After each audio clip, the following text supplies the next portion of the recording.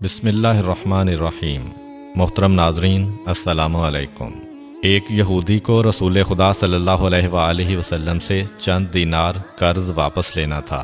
ایک دن آپ راستے میں جا رہے تھے کہ وہ یہودی آپ کے پاس آیا اور اس نے کہا، جب تک آپ میرا قرض ادا نہیں کریں گے اس وقت تک میں آپ کو یہاں سے نہیں جانے دوں گا۔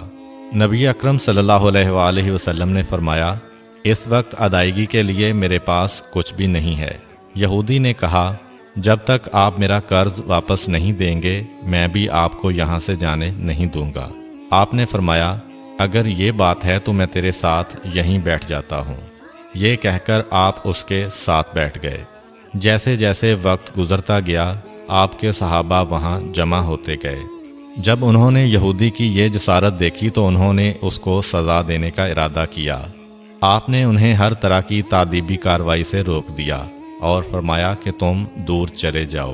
حکم رسول کے تحت صحابہ دور چلے گئے۔ سورج لمحہ بلمحہ گرم ہو رہا تھا اور اس کی تپش سے آپ کو اذیت پہنچ رہی تھی، یہاں تک کہ آپ کے چہرہ اطہر سے پسینہ بہنے لگا۔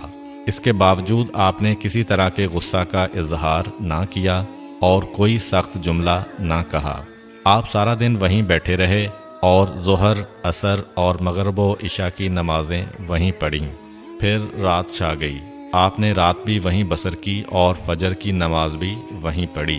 صحابہ یہودی کو ڈرانے دھمکانے لگے۔ آپ نے فرمایا، تم اس سے یہ کیسا سلوک کر رہے ہو؟ صحابہ نے کہا، یا رسول اللہ، اس کی یہ جرت کہ آپ کو یرغمال بنا کر اپنے پاس بٹھا لے۔ آن حضرت صلی اللہ علیہ وآلہ وسلم نے فرمایا، اللہ نے مجھے اس لیے نہیں بھیجا کہ میں کسی ہم پیمان یا کسی اور پر ظلم کروں۔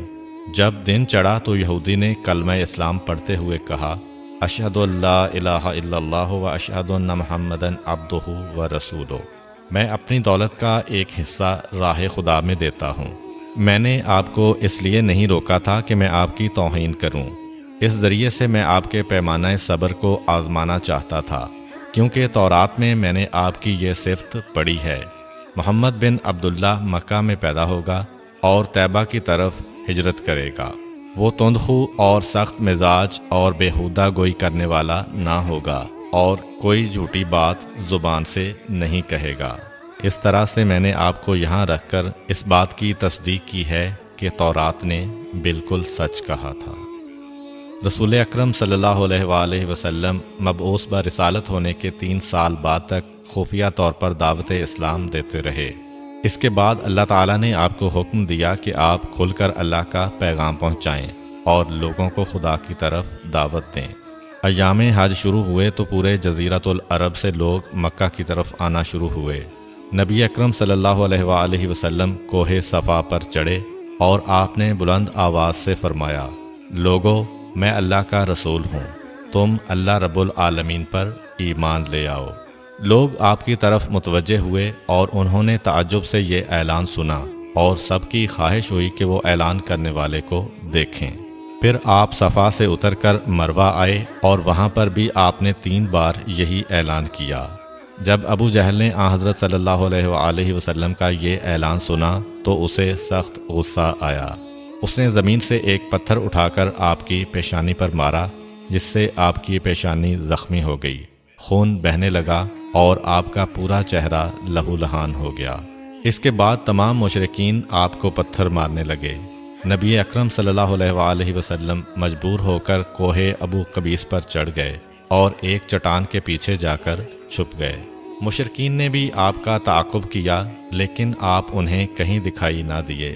ناکام و نامراد ہو کر انہیں واپس آنا پڑا۔